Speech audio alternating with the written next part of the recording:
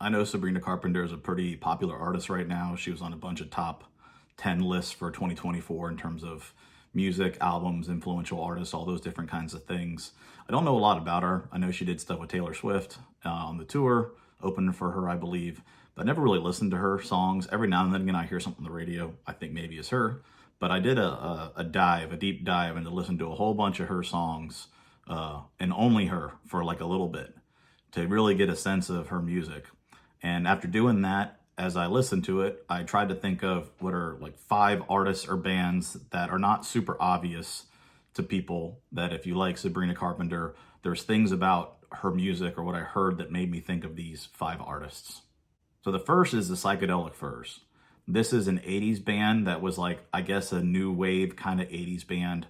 What makes me think of Psychedelic Furs with Sabrina Carpenter is she seems very much like a young coming of age angst. I'm dealing with a lot of, adult things, even though I'm still a kid and all, I don't know, just not specifically with the lyrics, but that seems like the kind of person, I don't know, when I hear music, maybe it's geared towards a little bit.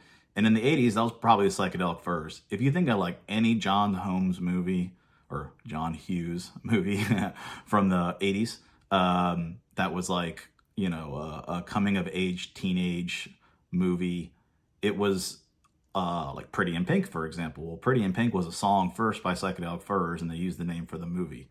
Like any movie like that could have a Psychedelic Furs song. And I feel like that's the 80s generation, maybe to a certain extent, of the kind of music that Sabrina Carpenter puts out. Sonically, some of the songs too, when they have keyboards and stuff, it gives me a Psychedelic Furs vibe. So if you like 80s new wave at all and you like Sabrina Carpenter, you'll probably like Psychedelic Furs. David Lee Roth is the next one I think about when I listen to her music. So if you're not familiar with David Lee Roth, or if you are familiar, you're probably thinking, how is this related? So he was the front man in Van Halen for a long time. Very bombastic stage presence, jumping around, wearing, I wouldn't say elaborate costumes, but, conscious to a certain extent of how he looked and what he was wearing. There's something about, I don't know how to describe it, a little bit of like a goofy, bombastic nature with some of her music, some of her songs. And something about it makes me think of like the shibbity bobbity boo kind of stuff that David Lee Roth did. It was tamed down a little bit in Van Halen. There's a song called Ice Cream Man where you hear a little bit more. But when he was on his own, really, is when he was doing more of the, like, I'm just the gigolo and everywhere I go. Like that, he always had that in Van Halen a little bit, but it was like a little bit more of the jolly side and less of the like rock and roll side when he was on his own. And something about her music makes me kind of think about that, reminds me of that. So, yeah, DLR. If you like Sabrina Carpenter, check out David Lee Roth, possibly. Bad Sons are the next artist. They're a more modern band. I don't know how to describe them. They're like a poppy rock kind of band, but they kind of like the Psychedelic Furs in terms of like musically how they sound. They remind me, they don't necessarily use keyboards. They use guitars and a lot of cool effects. I guess they use keyboards too, but they're not like a heavy keyboard band. They play instruments, but it sounds very cool and unique. I like the way they do it. Something sonically about some of her more poppy, rocky, keyboardy songs give me a little bit of a Bad Sons kind of vibe with how it sounds. They're a more modern band, and the only thing I could say is just listening to her, again, the rocky, poppy songs, I got a feeling of the Bad Sons. They're a really cool band. I think should be more popular than they are. I saw them play on some late night show on accident and was amazed at how awesome it sounded. And then they sound awesome live too, and on their records. They're great. They have cool songs. They have cool messages in their songs. And if you like the rock side of her, but you want somebody more modern than the last 2 people I noted, the Bad Sons is a more modern, rocky, pop, cool version of a band that I think you would like if you're into Sabrina Carpenter, possibly. So Sublime for the next one. 2 things about some of her songs, not all of them, but there was like a little bit of a risque-ness to them. And some of them had like almost like a reggae kind of beat vibe, hip-hop-y kind of beat vibe. So I don't know, because of those 2 things, it made me, I guess, think of Sublime. They have some risque lyrics, so to speak, and they have a more, kind of reggae rock kind of vibe, but in a punk rock kind of cool way.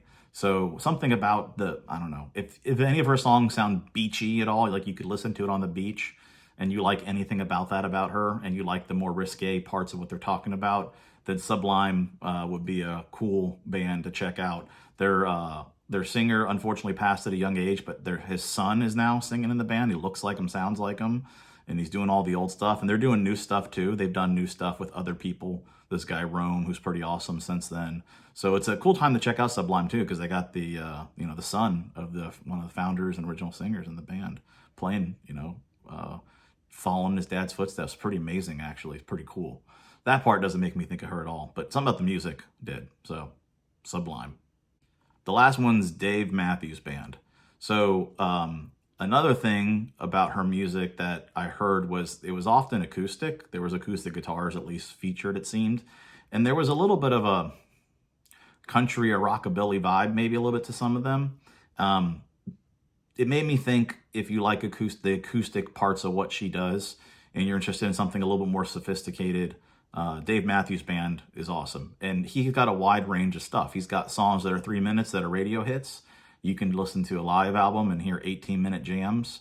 And there's anything in between. He can sound more radio friendly. He can sound a little more country and folky. He can sound very jam bandy.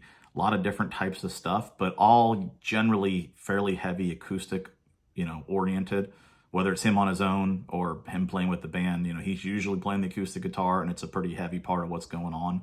And hearing the acoustic stuff that was in the Sabrina Carpenter songs made me think of him. So those are 5 bands maybe you wouldn't have thought of, maybe you still don't think are related in any way, but listening for literally a couple hours just to all her songs on shuffle and just taking them in. After I got done through that, these were the 5 groups that popped in my head that were people who maybe not, super obvious to the typical Sabrina Carpenter fan that you should try to check out. Thanks.